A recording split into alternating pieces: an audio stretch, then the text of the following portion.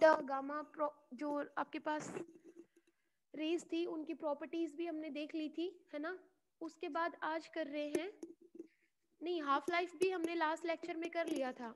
Half life जो आपके पास formula आया था T is equal to 0.6931 over lambda, हो गया था इसका डेरिवेशन हाफ लाइफ के लिए। Yes ma'am. ठीक है, आज हम कर रहे हैं एवरेज लाइफ।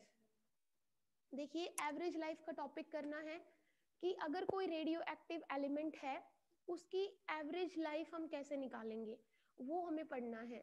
तो देखिए बेटा एवरेज लाइफ का मतलब ये है कि अगर हम एक एलिमेंट ले लें, उसके सारे जो भी एटम्स हैं, कुछ एटम्स तो ऐसे होंगे जो वेरी स्टार्ट या ये सब बोल सकते हैं कि in the very beginning they will decay, कुछ ऐसे होंगे जो t इक्वल टू 0 से कहाँ तक पहुंच जाएंगे, एंड तक होंगे इन मतलब डीके, तो उनका लाइफ टाइम क्या हो गया, इनफाइनाइट हो गया। लेकिन कुछ ऐसे एटम्स हैं जो इनिशियल से ये बोल सकते हो कि बिगिनिंग से जब t इनफाइनाइट टाइम रहेगा उसके बीच में आपके जो एटम्स है वो डिसइंटीग्रेट हो रहे हैं, डीके हो रहे हैं। तो हम इनका एवरेज लाइफ टाइम कैसे निकाल सकते हैं किसी एक रेडियो एक्टिव एलिमेंट का, बिकॉज आप सब जानते हो जो एलिमेंट है that element is made up of large number of atoms. इस बात को ध्यान से समझना, एक बार समझ लोगे तो कुछ भी आपको रटने की जरूरत नहीं पड़ेगी। लार्ज नंबर ऑफ एटम से मिलकर बना हुआ है एक एलिमेंट। अब इस एलिमेंट में से कुछ एटम्स ऐसे हैं जो बिगिनिंग में ही डीके हो गए, समझ रहे हो, बिगिनिंग में डीके हो गए तो उनका लाइफ टाइम कितना हो गया बेटा, 0। कुछ एटम्स ऐसे हैं जो इन्फिनिटी तक चला, उनका लाइफ टाइम मतलब वो जाके बहुत बहुत टाइम बाद दिखे हो रहे हैं, मतलब ये मान ले कि उनका जो सर्वाइवल है वो कितना रहा, इनफाइनाइट। और कुछ ऐसे हैं जो बिगिनिंग से लेके टी जब टाइम कितना है, इनफाइनाइट टाइम तक, इसके इन बिटवीन कुछ एटम्स क्या हो रहे हैं, डिस्ट्रॉय हो रहे हैं, डीके हो रहे हैं। तो अगर हम एक एलिमेंट ले ले, इस एलिमेंट का एवरेज लाइफ और मीन लाइफ हम कैसे निकालेंगे। टॉपिक समझ आया, टॉपिक का मतलब क्या है कि सारे एटम्स की अगर हमें एवरेज लाइफ टाइम निकालनी हो, है ना, जैसे क्लास में कुछ बच्चे हैं, कुछ की हाइट है 5.2, कुछ की है 5.3, कुछ की है 5.4, कुछ की 5.6 भी है, कुछ 5.7 भी है। तो अगर हम इनकी एवरेज हाइट निकालना चाहते हो तो कैसे निकालेंगे, वो समझ गए ना आप कैसे निकालोगे, कि हम क्या करें, सारे number of students multiplied by there Heights और उनको नंबर ऑफ स्टूडेंट्स से क्या कर दे, डिवाइड कर दे, तो एक क्लास की एवरेज हाइट आ जाएगी कि एवरेज हाइट इज 5.3 मीटर्स। यही ऐसे ही करते हैं हम मैथ्स के अंदर। तो यहाँ पे इसी तरीके से हम ये डेरिवेशन करने वाले हैं। डेरिवेशन है एवरेज लाइफ और mean life of radio active element. कोई डाउट तो नहीं है ना किसी को, रेडियो एक्टिव एलिमेंट कि हमारे पास एक रेडियो एक्टिव एलिमेंट है, उसकी एवरेज लाइफ और मीन लाइफ हम कैसे निकाल सकते हैं। ठीक है, तो आप सबको पता है कि जो हमारे पास रेडियो एक्टिव एलिमेंट है, मैंने आपको बताया था it will go under spontaneous disintegration, है ना। एकदम से इसमें क्या हो जाएगा, स्पॉन्टेनियस डिसइंटीग्रेशन इसका स्टार्ट हो जाएगा, और स्पॉन्टेनियस डिसइंटीग्रेशन स्टार्ट होगा तो कुछ एटम्स ऐसे होंगे जो बिगिनिंग में ही क्या हो जाएंगे, डीके, तो उनका लाइफ टाइम कितना हो गया, या उनका अगर हम एज निकाले तो कितनी हो गई, 0। बट कुछ एटम्स ऐसे हैं जो एट द एंड डिसइंटीग्रेट होंगे, एट द एंड डिसइंटीग्रेट होंगे तो इनका लाइफ टाइम कितना हो गया, इन्फिनिटी। और कुछ एटम्स ऐसे हैं जो t equal to 0 to t equal to infinity के बीच में डिसइंटीग्रेट हो रहे हैं।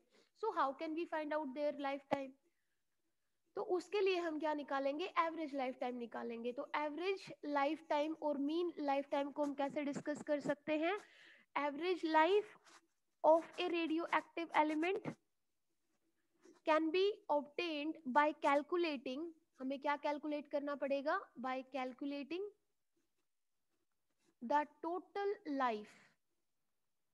मैंने बताया था ना टोटल हाइट हम निकालेंगे पहले ऑल द स्टूडेंट्स की, तो total life time of all the atoms, है ना, कि एटम जो है एलिमेंट्स के अंदर, एक एलिमेंट के अंदर टोटल जो एटम है उनकी टोटल लाइफ टाइम कितना होगा। तो bye calculating the total life time of all the atoms of the element, अब ये तो हो गई टोटल लाइफ, है ना। अब इसको डिवाइड करना पड़ेगा किससे, नंबर ऑफ एटम से, and dividing it by number of atoms present in the radioactive element, atoms present in the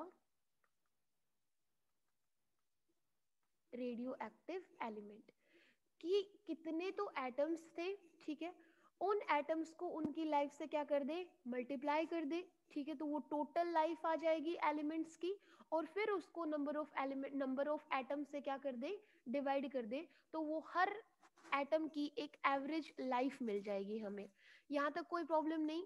अब थोड़ा सा ध्यान से देखो, ध्यान से क्या देखना है कि सपोज कर लेते हैं कुछ एटम्स क्या हुए हैं, पहले तो ये देखना होगा कि इनिशियल में हमारे पास जब एलिमेंट है तो इनिशियल में नंबर ऑफ एटम्स कितने हैं। तो मैंने बताया था एन नोट क्या है, एक रेडियो एक्टिव एलिमेंट है जिसमें N naught number of atoms है to start at time t equal to 0। मतलब जब ये समझ लो कि ओरिजिनली कोई रेडियो एक्टिव एलिमेंट है तो उसमें टोटल नंबर ऑफ एटम्स कितने हैं, एन नोट।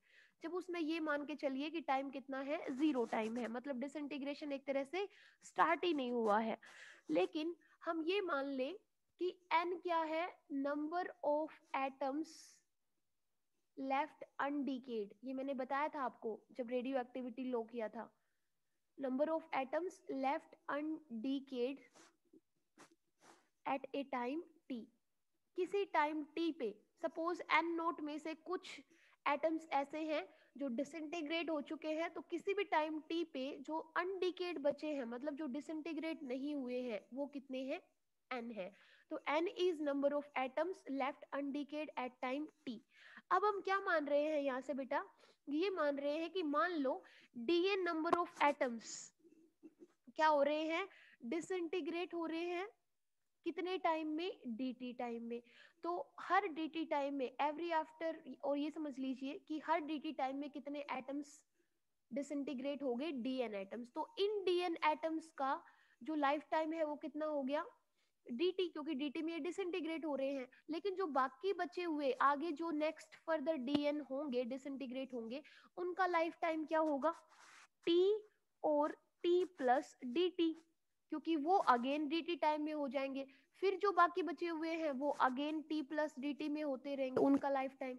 तो हम ये मान ले कि जो dn एटम्स हैं जो dt टाइम में डिसइंटीग्रेट हो रहे हैं, उनका लाइफ टाइम किसके बीच में लाई करेगा, उनका लाइफ टाइम लाई करेगा t and t plus dt के बीच में, अगर हम लिमिट्स लगाना चाहें।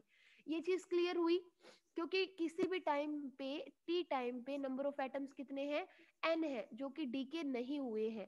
इस n में से dn ऐसे होंगे जो dt टाइम में डिसइंटीग्रेट हो जाएंगे। तो इन dn का लाइफ टाइम कितना हो गया भाई, ये t के बाद डिसइंटीग्रेट हो रहे हैं, तो t तो इनिशियल लिमिट हो गई, फाइनल क्या हो गई, t प्लस dt। इसमें कोई दिक्कत है किसी को तो पूछ लीजिए। Clear, okay. अब हमें ये देखना है कि ये dt टाइम जो है ना, this is very very small time, तो हम इसको नेग्लेक्ट कर सकते हैं।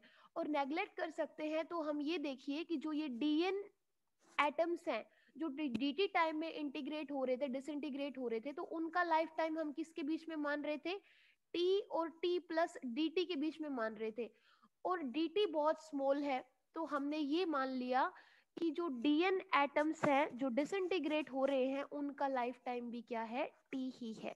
इसमें किसी को कोई दिक्कत, तो यहां से हम क्या निकाल लेंगे, टोटल नंबर ऑफ एटम्स निकाल लेंगे। कैसे, अब ये देखो dn जो एटम्स हैं उनकी एज कितनी होगी, dn तो हमारे पास एटम्स हो गए, और dn एटम्स की अगर हमें एज निकालनी हो तो क्या करेंगे, dn मल्टीप्लाइड बाय इनकी एज कितनी है, t, तो नंबर ऑफ एटम्स को ये हम t से मल्टीप्लाई कर देंगे, तो ये हो जाएगी total age of dn atoms, कि जो dt टाइम में डिसइंटीग्रेट हो रहे थे, तो उनकी लाइफ टाइम किसके बीच में थी, t और t प्लस dt के बीच में थी। लेकिन हमने ये माना कि जो dt है it is very small, it can be neglected.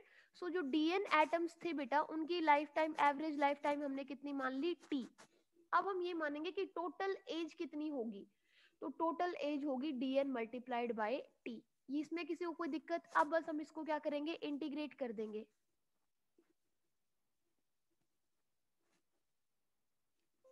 अब इसको इसको हम इंटीग्रेट कैसे करेंगे, लिमिट्स लगाएंगे दोनों तरफ कि जो डीएन है, डीएन को हम कहां तक बना देंगे, एन नोट तक। जो फाइनल जो आपके पास एटम्स है, टोटल नंबर ऑफ एटम्स, कि टोटल नंबर ऑफ एटम्स जो है वो कितने टाइम में डिसइंटीग्रेट होंगे।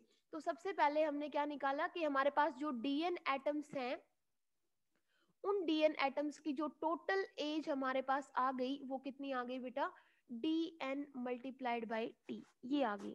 ठीक है, तो यहां से अब हम क्या कर सकते हैं, we can find out total life time of all the atoms. कैसे, इंटीग्रेशन करके। और वो इंटीग्रेशन कैसे करेंगे कि एलिमेंट के अंदर टोटल जो एटम्स है उनकी टोटल लाइफ टाइम कितनी है, तो उसके लिए हम करेंगे,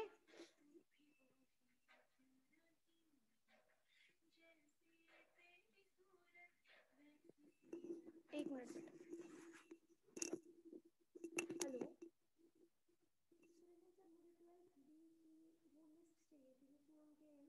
पासवर्ड और आईडी है, क्योंकि मैं उस दिन एब्सेंट थी सर, तो कुछ बच्चों के सर वो क्लास में देके चले गए थे, लेकिन क्लास में बच्चों ने, कुछ बच्चों ने नोट डाउन भी कर लिया था, बट स्टिल कुछ बच्चे ऐसे रह गए हैं जिन्होंने नोट डाउन नहीं किया था। तो अगर आपके पास,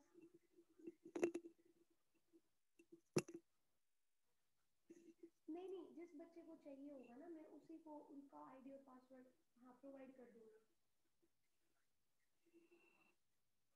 हाँ हाँ हाँ हाँ, डोंट वरी सर, जिस बच्चे को चाहिए होगी मैं उसी का पर्टिकुलर उसको मैसेज कर दूंगी। ठीक है सर, ठीक है सर, आप व्हाट्सअप कर देना। ये कॉन्फिडेंस, मैं तो सर घर से ही लिखती हूँ डेली।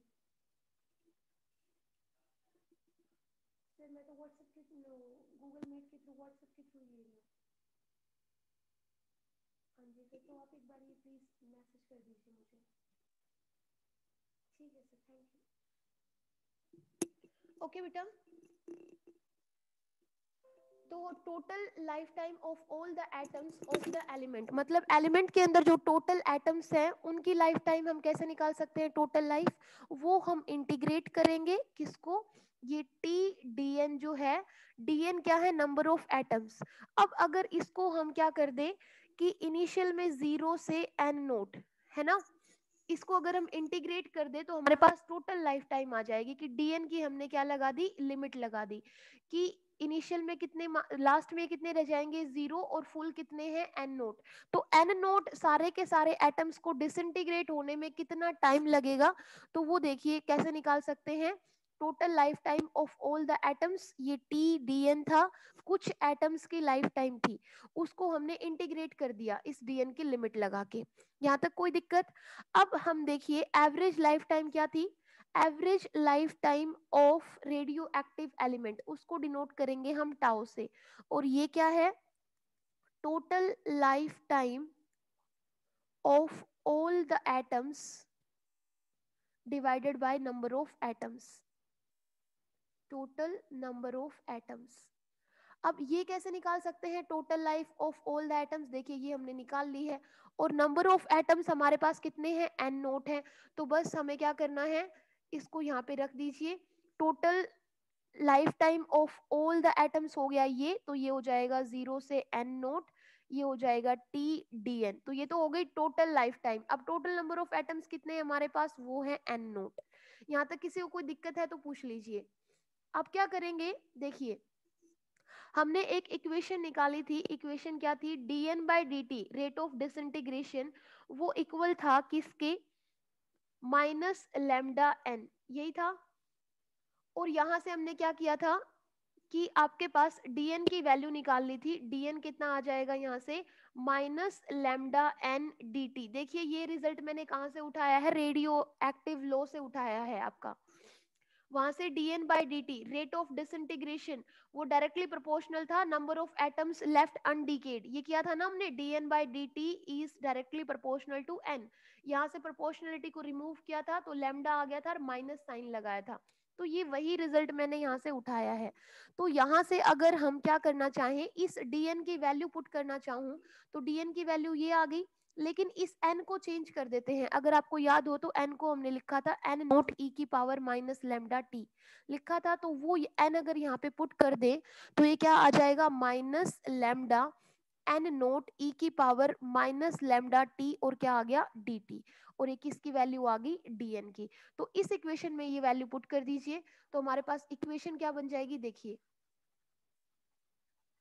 बस बाकी सब बेशक से रब कर दीजिए, ये आपके पास इक्वेशन बनेगी।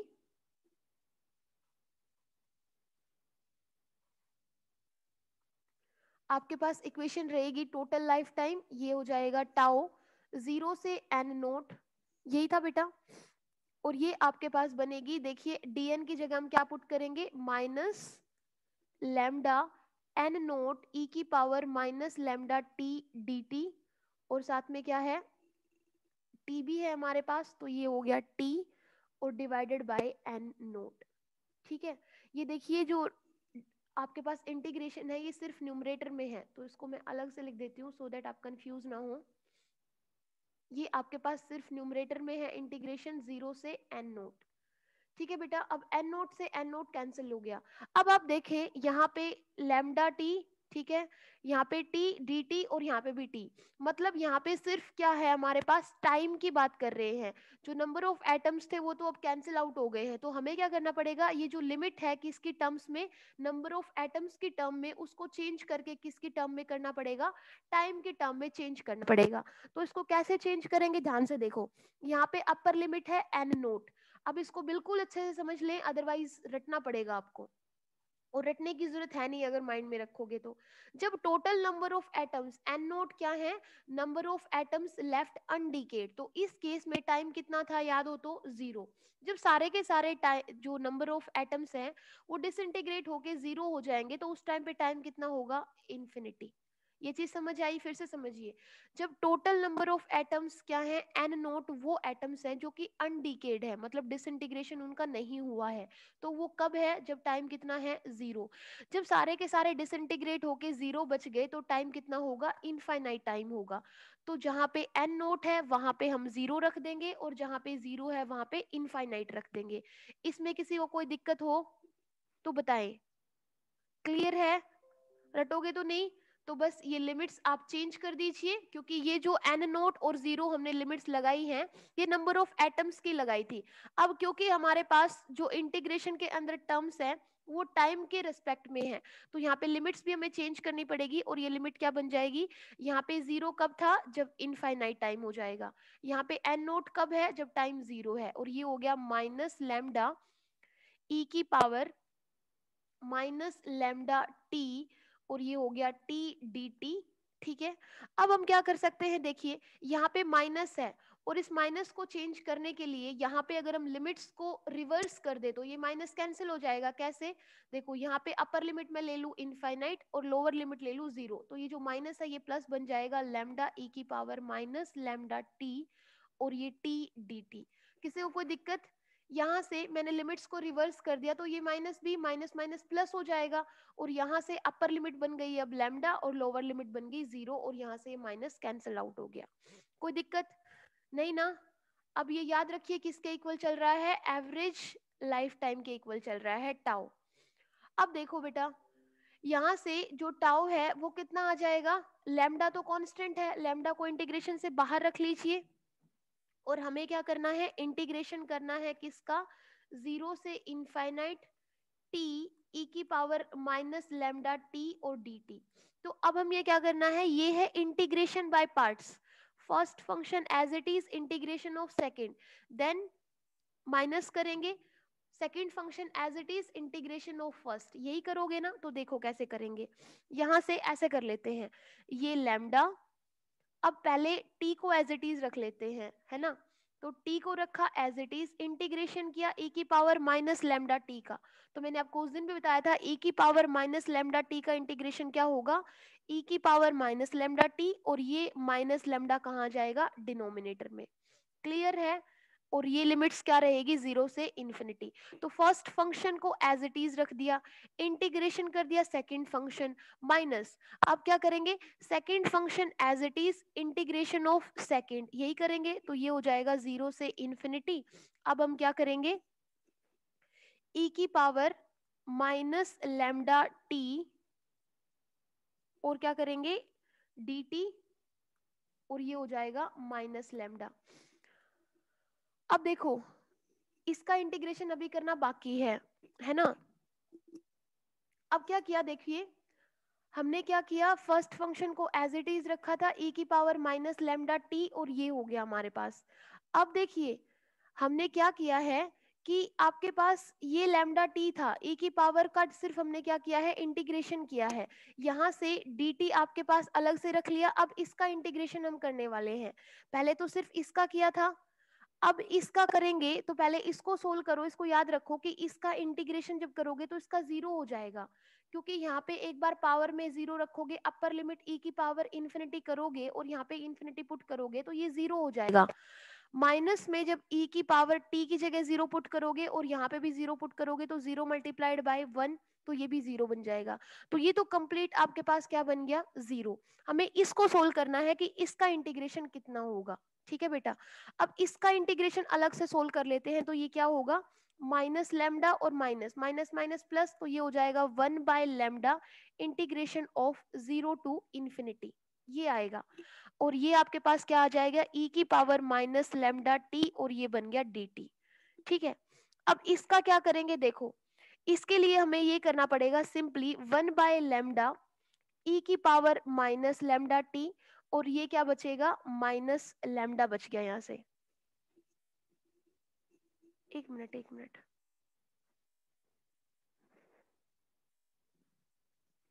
1 अपॉन लेमडा, हाँ ठीक है। देखिए एक लेमडा बाहर भी था, अगर आपको याद हो तो, ये पूरी ब्रैकेट के साथ जो था एक लैम्डा था जो हमने कांस्टेंट बाहर लिया था, तो उस लैम्डा से ये लैम्डा क्या हो जाएगा, कैंसिल आउट हो जाएगा। और इसका इंटीग्रेशन करोगे तो फर्दर आपके पास क्या आ जाएगा, माइनस लैम्डा आ जाएगा, और दिस इज 0 टू इन्फिनिटी। तो ये अगर आप इसको सोल्व कर रहे हो तो ये आपके पास बनेगा e की power minus lambda T minus lambda और 0 से इन्फिनिटी। अब इसको सोल्व करोगे तो e की पावर इन्फिनिटी, देखिए माइनस 1 बाय लैम्डा तो बाहर आ जाएगा, e की पावर इन्फिनिटी क्या रहेगा, 0। और ये अगर आप कर रहे हो तो ये क्या बनेगा, माइनस को अगर हम अंदर ही ले ले तो ये क्या बनेगा, माइनस, और e की पावर 0 क्या बनेगी, 1। तो ये आपके पास क्या रहेगा, 1 और 1 बाय लैम्डा, तो मतलब ये बन जाएगा आपके पास 1 बाय लैम्डा, सिर्फ क्या आएगा, इसका इंटीग्रेशन आएगा। देखिए एज इट इज रहेगा, एक बार जाके सिर्फ समझोगे तो सब समझ आ जाएगा आपको। e की पावर इन्फिनिटी पुट करोगे तो 0, और e की पावर 0 पुट करोगे तो 1, तो आपके पास रहेगा क्या, 0 माइनस e की पावर 0 अपॉन में लैम्डा है ना, माइनस लैम्डा है, तो माइनस से माइनस ये प्लस, तो ये आपके पास आ जाएगा 1 बाय लैम्डा। तो आपके पास कर क्या रहे थे, हम निकाल रहे थे एवरेज लाइफ टाइम टाउ, तो वो टाउ क्या आ गया, वो 1 बाय लैम्डा के इक्वल आ गया। ठीक है, तो tau average life time is equal to 1 by lambda, और लैम्डा क्या था आपके पास, डिसइंटीग्रेशन कांस्टेंट था। तो average life time of a radio active element is reciprocal of the decay constant, ठीक है, लैम्डा, ये आएगा आपके पास। ये इंटीग्रेशन में याद रखना, फर्स्ट टर्म तो आपके पास 0 आ जाएगी, सिर्फ आपको इसको इंटीग्रेट करना है। इसको इंटीग्रेट करोगे तो minus lambda divide by minus lambda, सिर्फ लिमिट पुट करोगे e की पावर इन्फिनिटी 0 और e की पावर 0 1, सिर्फ ये याद रखना है, लास्ट में रिजल्ट कितना आएगा, 1 बाय लैम्डा। अगर ना समझ आए तो आप एक बार कॉल करके पूछ लेना। ये था आपके पास एवरेज लाइफ टाइम जो रेसिप्रोकल है किसके, आपके पास डिसइंटीग्रेशन कांस्टेंट लैम्डा के। तो ये आपके पास डेरिवेशन था किसका, एवरेज लाइफ टाइम का। अब आपके पास कुछ रिलेशन है, relation between average life time and half life. वो क्या होगा, हमें पता है लैम्डा कितना है 0.6931 अपॉन में टी, ये हमने निकाला था। और आपके पास जो एवरेज लाइफ टाइम आया है वो कितना है 1/λ है। तो अगर इसको पुट करोगे तो ये कितना आ जाएगा t बाय 0.6931, ये क्या आ गया टाउ आ गया। तो ये छोटी छोटी चीजें हैं जो प्लीज दिमाग में रखना कि किसका रिलेशन किसके साथ क्या हो सकता है, ठीक है सपना। और इसको सोल्व करोगे जब, क्योंकि यहाँ पे तो 1 है, 1t 0.6931 ये है ना, तो जब 1 को डिवाइड करोगे किससे 0.6931 से, तो ऊपर ये आप देखिए ऊपर कितना हो जाएगा 10,000 हो जाएगा, और नीचे कितना हो जाएगा 6931, और क्या है t, जब इसको सोल्व करोगे तो ये आपके पास आएगा 1.44 t। तो tau average lifetime of a radioactive element is equal to 1.44 t of half life, ठीक है। तो average life time of a radioactive element is इतने times of half life of the radioactive element, तो ये भी please याद रखना। अब एक छोटा सा टॉपिक है जो कई बार पूछ लिया जाएगा, probability of decay and probability of survival, कि प्रोबेबिलिटी ऑफ डीके क्या होगी और प्रोबेबिलिटी ऑफ सर्वाइवल क्या होगी। देखिए छोटे छोटे टॉपिक्स आपके सिलेबस में नहीं है, लेकिन अगर आपको याद रखने के लिए बोला जाए तो प्लीज याद रखना। आपको पता है dn by D T minus dn by D T directly proportional था किसके, number of atoms left undecayed.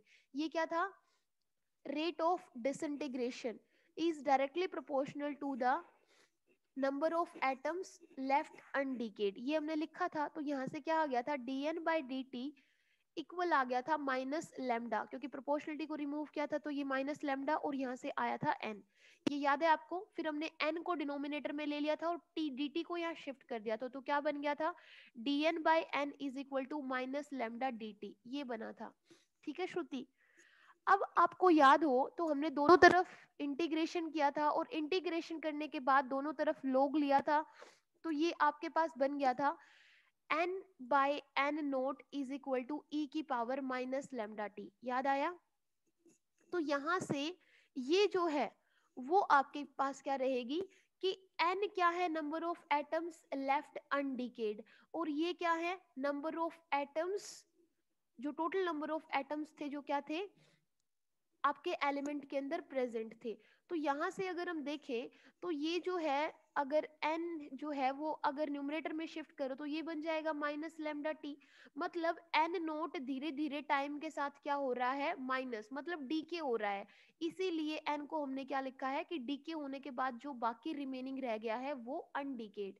तो यहाँ से मैं इसको ये बोल सकती हूँ कि ये जो है नंबर ऑफ एटम्स अनडिकेड है, तो ये है प्रोबेबिलिटी ऑफ सर्वाइवल, कि n नंबर ऑफ एटम्स अभी भी क्या कर रहे हैं अनडिकेड है, सरवाइव कर रहे हैं।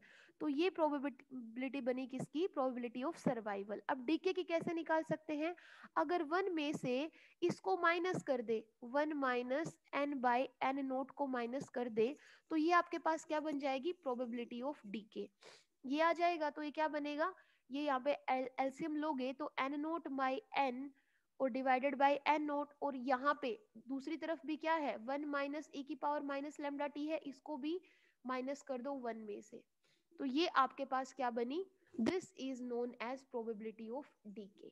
क्लियर है, छोटे से दो टॉपिक्स थे जिसमें आपने ये जो आपका देखिए बार बार बता रही हूँ मैं, आपका जो law of radio active decay है वो इम्पोर्टेंट है, उसमें 4-5 लाइंस हैं, हर लाइन का एक मतलब है, उसको अच्छे से समझ लीजिए, कहीं ना कहीं हम उसको यूज कर रहे हैं।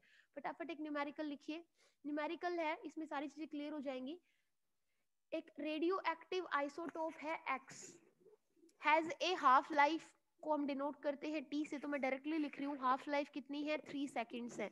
सब लोग निकालें इसको, क्या गिवन है at time t equal to 0, मतलब इनिशियल कंडीशन है ये, a given sample of this isotope contains 8000 atoms, ठीक है बेटा, कि इनिशियली मतलब ये 8000 क्या है, अगर आपको समझ हो तो ये n नोट है, ठीक है। आपको फर्स्ट क्या कैलकुलेट करना है, कैलकुलेट डी के कॉन्स्टेंट, जल्दी कैलकुलेट करिए, कैलकुलेट डी के कॉन्स्टेंट। डी के कॉन्स्टेंट का मतलब आपको क्या फाइंड आउट करना है, लैम्डा फाइंड आउट करना है। सपना क्या होगा इसका फॉर्मूला, लैम्डा गिवन है, टी गिवन है, फाइंड आउट कर सकते हो। लैम्डा का फॉर्मूला अभी हमने लिखा था, कौन सा फॉर्मूला लगाओगे इसमें, 3 अपॉन बाई टी। जल्दी जल्दी फटाफट सोल्व करके बताओ कितना आएगा।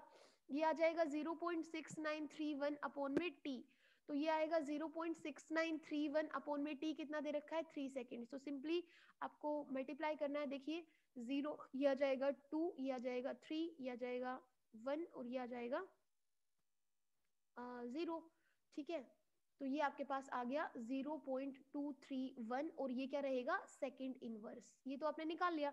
दूसरा जल्दी से फाइंड आउट कीजिए एवरेज लाइफ, इससे काफी कंसेप्ट्स आपको क्लियर हो जाएंगे। एवरेज लाइफ मतलब टाउ निकालना है। टाउ क्या था, टाउ अभी हमने निकाला था 1 बाय लैम्डा था, तो लैम्डा ये रहा, तो टाउ कितना आ जाएगा 1 अपॉन में 0.231। कर लोगे सोल्व, ये ऊपर कितना बन जाएगा 1000 बन जाएगा। इसको सोल्व करोगे तो ये आ जाएगा आपके पास 2 3 6 और ये 4 पॉइंट समथिंग आएगा। ठीक है, अब इसका आंसर कितने आएगा, ये तो ऑलरेडी किस में है सेकंड इनवर्स में है, तो ऊपर आके किस में आ जाएगा सेकंड्स। इसीलिए देखिए लाइफ टाइम है, एवरेज लाइफ टाइम, तो वैसे भी सेकंड्स में ही आना था। क्लियर, तो आपने लैम्डा भी निकाल लिया। अब अगर मैं आपको बोलूं कि क्या निकालिए, द टाइम t1 निकालिए when 1000 atoms of the isotope x remain in the sample. जब 8000 में से कितने एटम्स रह गए हैं, सिर्फ 1000 एटम्स रह गए हैं, तो टाइम t निकालिए, t इक्वल टू t1 कितना होगा। आपको निकालना है time t1 when number of atoms left undecayed, मतलब n यही होगा।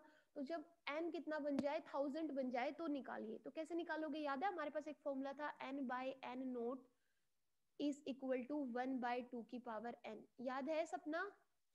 इसमें हम क्या करेंगे, देखिए हमारे पास, मैं सपना आपका नाम बार बार बोल रही हूँ इसका मतलब ये नहीं है, मुझे पता है आप थोड़ा कैलकुलेशन पे वीक हो इसलिए बोल रही हूँ, डोंट माइंड।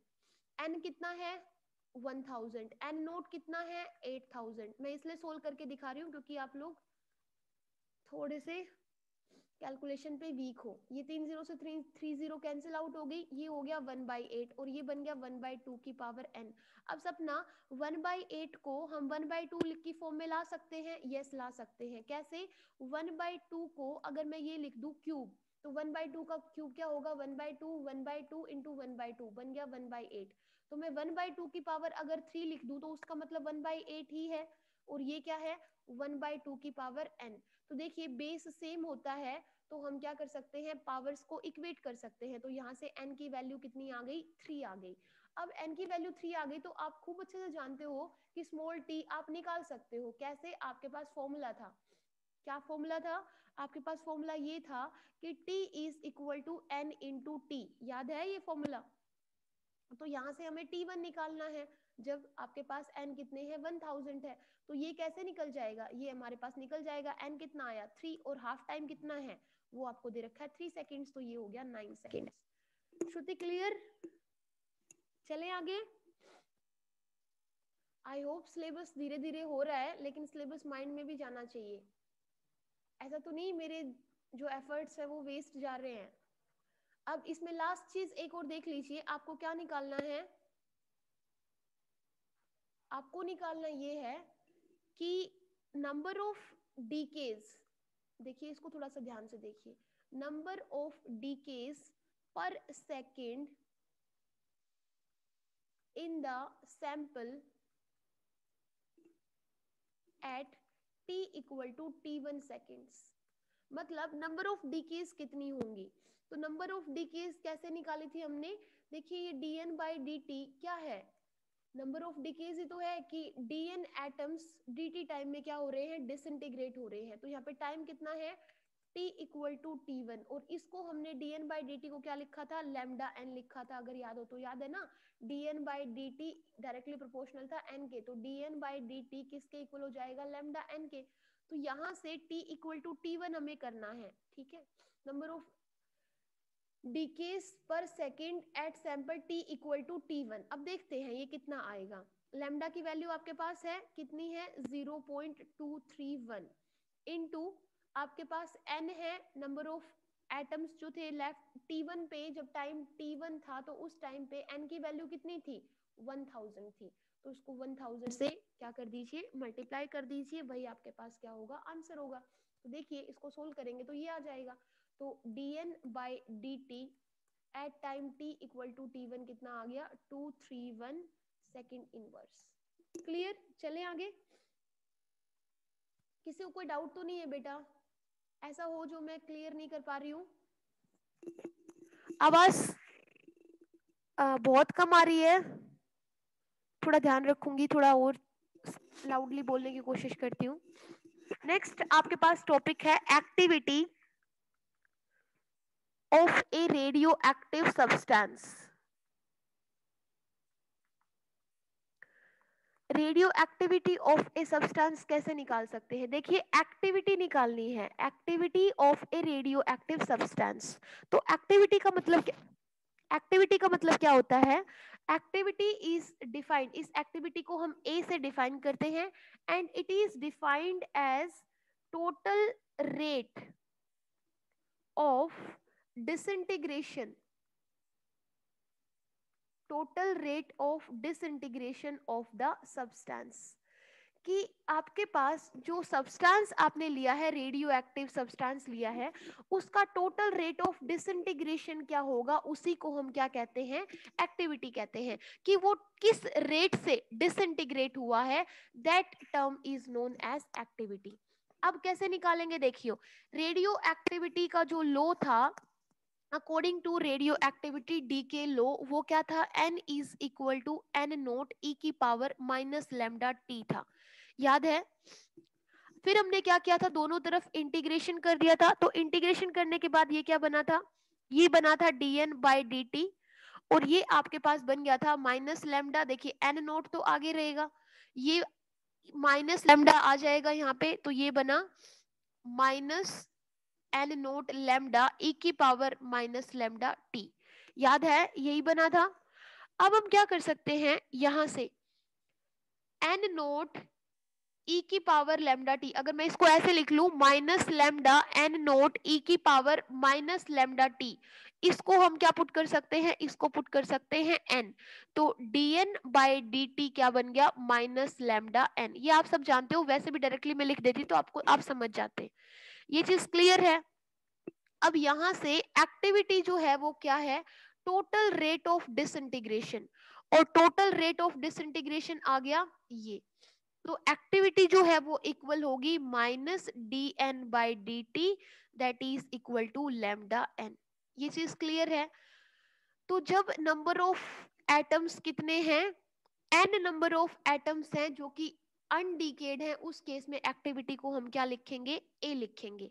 लेकिन जब हमारे पास नंबर ऑफ एटम्स क्या है, एन नोट है, एन नोट क्या है नंबर ऑफ एटम्स लेफ्ट अनडिकेड, कब टाइम t इक्वल टू 0, तो उस केस में जो एक्टिविटी है उसको हम क्या लिख सकते हैं, ए को ए नोट लिखेंगे, और ये क्या बन जाएगा लैम्डा एन नोट। कोई दिक्कत किसी को?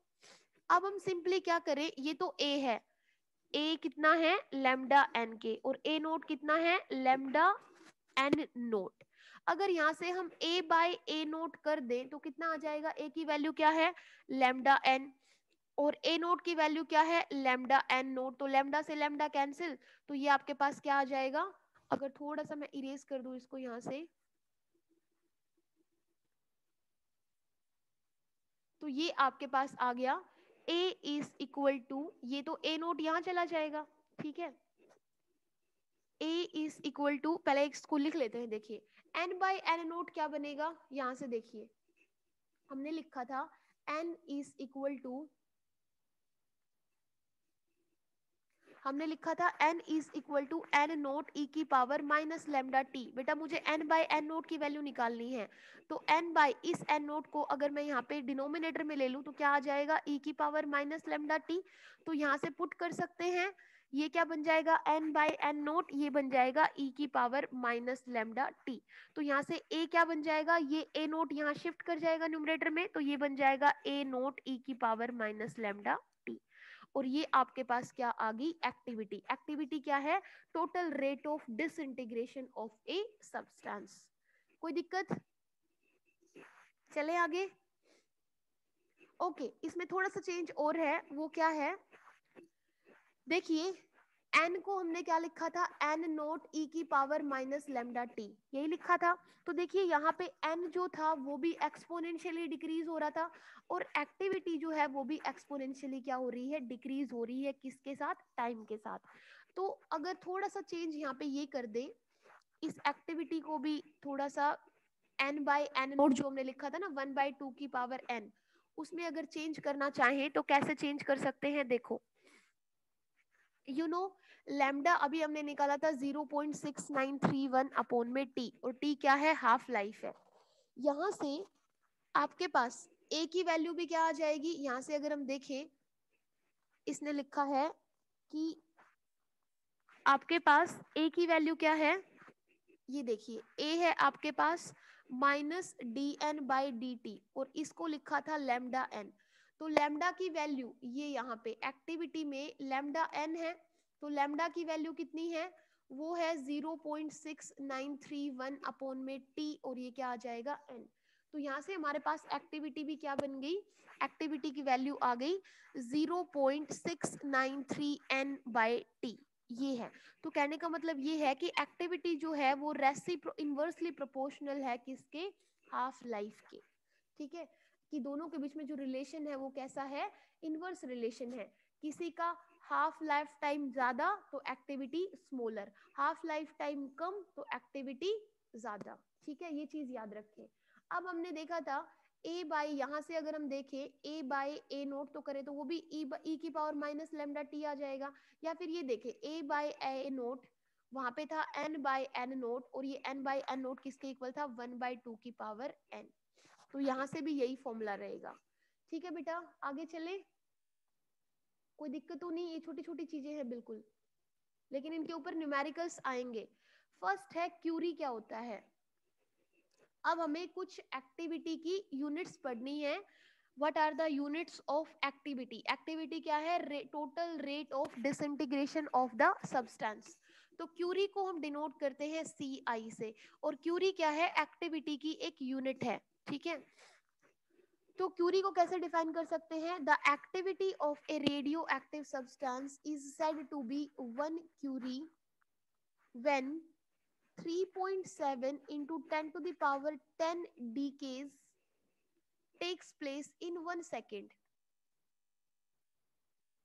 in 1 second मतलब इतने डीके का मतलब dn बाई dt, मतलब इतने एटम्स कितनी बार डिसइंटीग्रेट हो जाए, 10 टाइम्स। ठीक है, सॉरी, इतने डीके हो जाए कितने सेकंड में, 1 सेकंड के अंदर। तो उस एक्टिविटी को हम क्या कहेंगे, क्यूरी कहेंगे। तो 1 क्यूरी कब हो सकता है, व्हेन इतने decays takes place in 1 second, then it is said to be 1 curie. ये कोमल, आप डेली कहाँ चले जाते हो, मैं आप देख रही हूँ कि आप क्लास छोड़ जाते हो और इस टाइम आप क्लास में फिर इन होते हो।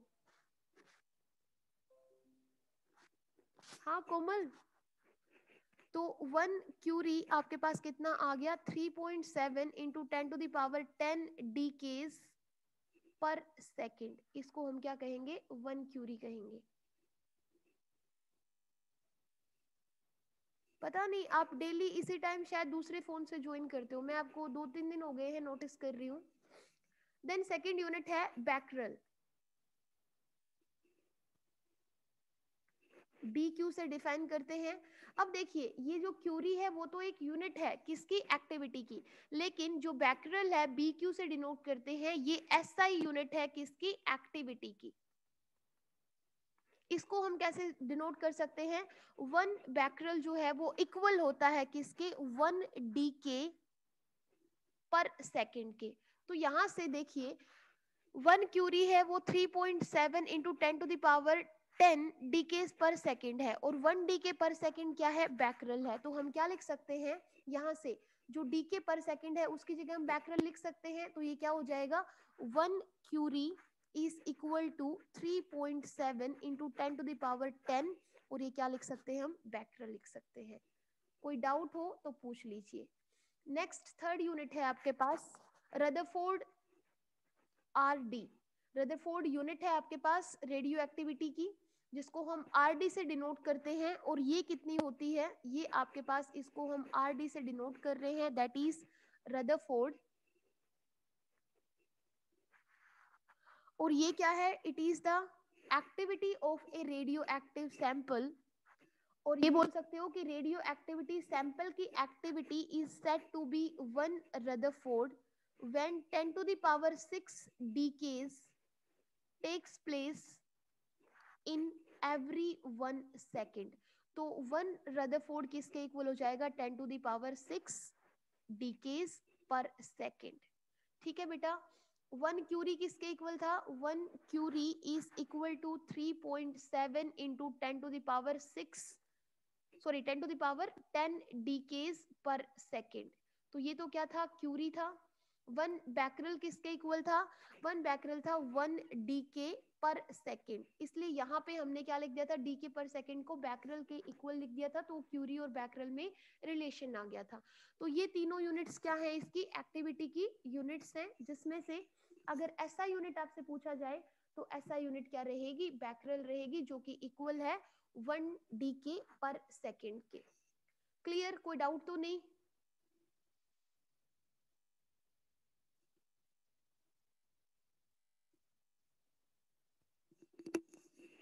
यहां से क्यूरी हम रिंग का एक्टिविटी की यूनिट ले रहे हैं, ठीक है।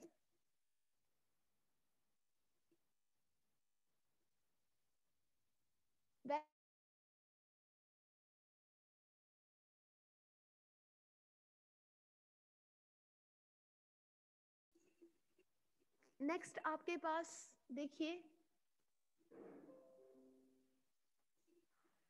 नेक्स्ट आपके पास क्या है, शायद आज नहीं हो पाएगा, अल्फा बीटा गामा डीके है। अल्फा बीटा और decay, alpha beta gamma decay क्या होगा वो हमें समझना है। तो वो हम कैसे समझ सकते हैं, अल्फा डीके क्या होगा, अगर मैं फटाफट इसको आपको बता दूं तो अल्फा डीके हम एक्सप्लेन कर लेते हैं, कल बीटा और गामा डीके एक्सप्लेन कर लेंगे। तो अल्फा डीके क्या है, ये जब कोई रेडियो एक्टिव एलिमेंट के अंदर डिसइंटीग्रेशन हो रहा है और उस डिसइंटीग्रेशन के अंदर जो रेडिएशंस एमिट हो रही हैं, और उन रेडिएशंस में जब एक अल्फा पार्टिकल भी क्या हो रहा है, एमिट हो रहा है किसी रेडियो एक्टिव एलिमेंट से, तो उसको हम क्या कहते हैं, अल्फा डीके। तो इसको डिनोट कैसे डिफाइन कर सकते हैं, the phenomena of emission of an alpha particle from a radio active nucleus. कि हमारे पास कोई रेडियो एक्टिव न्यूक्लियस है और जब वो रेडियो एक्टिव न्यूक्लियस डिसइंटीग्रेट हो रहा है तो उसमें अल्फा पार्टिकल का जो क्या हो रहा है, एमिशन हो रहा है, उसको हम क्या कह रहे हैं, अल्फा डीके। तो alpha decay is the phenomena of emission of an alpha particle from a radio active nucleus. अब सपोज करो, देखो ये एक न्यूक्लियस है जिसको हम बोल रहे हैं पेरेंट न्यूक्लियस। इस पेरेंट न्यूक्लियस में ये क्या है, बिफोर डीके है, अभी डीके स्टार्ट नहीं हुआ है, लेकिन डीके होने के बाद ये जो पेरेंट न्यूक्लियस है इसमें से एक क्या निकलेगा, अल्फा पार्टिकल निकलेगा। तो अल्फा पार्टिकल को हम क्या बोलते हैं, हीलियम न्यूक्लियस बोलते हैं। तो मान लेते हैं एक तो क्या निकल गया, अल्फा पार्टिकल निकल गया। अल्फा पार्टिकल पे चार्ज कितना होता है, +2, और मास कितना होता है, 4। तो यहाँ पे जो भी एक पेरेंट न्यूक्लियस जो है वो डीके से बिफोर ये है, लेकिन डीके होने के बाद यहाँ पे ये पेरेंट न्यूक्लियस किस में चेंज हो जाएगा, एक डॉटर न्यूक्लियस में। और यहाँ पे ये जो डॉटर न्यूक्लियस है साथ में क्या बनेगा, एक अल्फा पार्टिकल यहाँ से निकल जाएगा, क्योंकि यहाँ पे जो भी डोटर न्यूक्लियस बनेगा, सपोज यहाँ से अगर हम एक एग्जांपल ले ले, सपोज हमारे पास एक न्यूक्लियाइड है X जिसका मास नंबर है A और एटॉमिक नंबर है Z। इसका अगर हमें क्या कराना है, अल्फा डीके कराना है, तो होगा क्या, यहाँ पे जो भी डोटर न्यूक्लियस बनेगा, आप मुझे ये बताइए, अगर साथ में एक अल्फा पार्टिकल भी निकल रहा है तो अल्फा पार्टिकल का मास कितना है 4 और ये कितना है चार्ज 2, तो यहाँ पे जो डोटर न्यूक्लियस बनेगा उसका एटॉमिक नंबर Z तो होगा नहीं, Z में से कितना कम होगा, 2 कम होगा, क्योंकि 2 बाहर आ चुका है, और मास नंबर क्या होगा, 4 कम होगा। तो कहने का मतलब ये है कि जब हम अल्फा डीके पढ़ेंगे तो उसमें से जो पेरेंट न्यूक्लियस है उसका डीके हो रहा है, और डीके होने के बाद जो यहाँ पे प्रोडक्ट साइड जो न्यूक्लियाई बनेगा और साथ में क्या निकलेगा, एक अल्फा पार्टिकल का एमिशन होगा। तो अल्फा पार्टिकल का एमिशन होगा बेटा, तो जो भी यहाँ पे डोटर न्यूक्लियस बना उसका मास नंबर डिक्रीज हो जाएगा किससे, 4 से, और उसका जो एटॉमिक नंबर है वो डिक्रीज हो जाएगा 2 से, क्योंकि दोनों तरफ जो इक्वेशन है वो क्या रहनी चाहिए, बैलेंस रहनी चाहिए। समझ पा रहे हैं आप? तो इसलिए देखिए यहाँ पे क्या हो रहा है, हीलियम अगर एक न्यूक्लियस बना है साथ में, क्योंकि हीलियम न्यूक्लियस ही क्या है, अल्फा पार्टिकल है, तो एक अल्फा पार्टिकल का एमिशन होना मतलब यहाँ पे आपको एक हीलियम न्यूक्लियस भी मिलेगा जिसका मास नंबर 4 है और यहाँ पे चार्ज कितना है 2। तो जो न्यूक्लियस डोटर न्यूक्लियस बना उसके मास में से 4 कम हो जाएगा और चार्ज में से 2 कम हो जाएगा। लेकिन देखिए दोनों तरफ इक्वेशन बैलेंस है, अगर यहाँ पे Z में से 2 कम हुआ है तो यहाँ पे एक 2 चार्ज जो है वो प्रोडक्ट साइड आपको मिल रहा है। अगर जोड़ेंगे तो Z माइनस 2 प्लस 2 अगेन आपको Z मिल गया जो कि रिएक्टेंट साइड था। यहाँ पे A माइनस 4 है, लेकिन यहाँ पे हीलियम का भी तो 4 मास ऐड हो जाएगा, तो यहाँ से भी क्या बनेगा, A बनेगा। तो दोनों साइड जो इक्वेशन है वो आपकी क्या रहेगी, बैलेंस रहेगी। क्लियर है? तो ऐसे ही हम क्या पढ़ेंगे, कल अल्फा डीके को कंप्लीट करेंगे, फिर बीटा डीके पढ़ेंगे और फिर गामा डीके पढ़ेंगे। ये देखेंगे कि बीटा डीके में क्या होता है, इलेक्ट्रॉन का एमिशन होता है, तो कैसे रिएक्शन हो सकती है। इसके लिए आप अल्फा डीके के लिए यूरेनियम का एग्जांपल ले सकते हो। जैसे यूरेनियम 238 अगर हम ले लें जिसका मास नंबर कितना होता है 238 और एटॉमिक नंबर कितना होगा 92। जस्ट आपके क्लैरिफिकेशन के लिए, uranium 238 mass number, atomic number 2। तो जब ये इसका अल्फा डीके होगा तो जो प्रोडक्ट साइड जो न्यूक्लियाई बनेगा, डोटर न्यूक्लियाई, वो क्या बनेगा, थोरियम। ठीक है, यहाँ पे हमें क्या करना है, अल्फा डीके हम स्टडी कर रहे हैं, तो जो भी डोटर न्यूक्लियस बनेगा उसका मास नंबर कितने से डिक्रीज होना है, 4 से, तो इसमें से 4 माइनस कर देंगे तो कितना बनेगा, 234, और यहाँ से आपका एटॉमिक नंबर है उसमें से 2 डिक्रीज होना है, तो ये बन गया 90। तो हमने देखा कि 234 मास नंबर और 90 एटॉमिक नंबर से जो डोटर न्यूक्लियाई बनता है वो क्या होता है, थोरियम। और साथ में क्या निकलेगा, एक हीलियम न्यूक्लियस जिसका मास है 4 और यहाँ पे एटॉमिक नंबर है 2। तो काउंट करके देखिए 92 हो गए, और इनको काउंट करके देखिए कितना हो गया, 238। लेकिन यहाँ पे एनर्जी भी लिबरेट हो रही है, वो क्यों लिबरेट हो रही है वो कल समझेंगे। क्लियर है? कोई दिक्कत तो नहीं? हाँ बेटा। डीके को किस में मेजर करते हैं? डीके को हम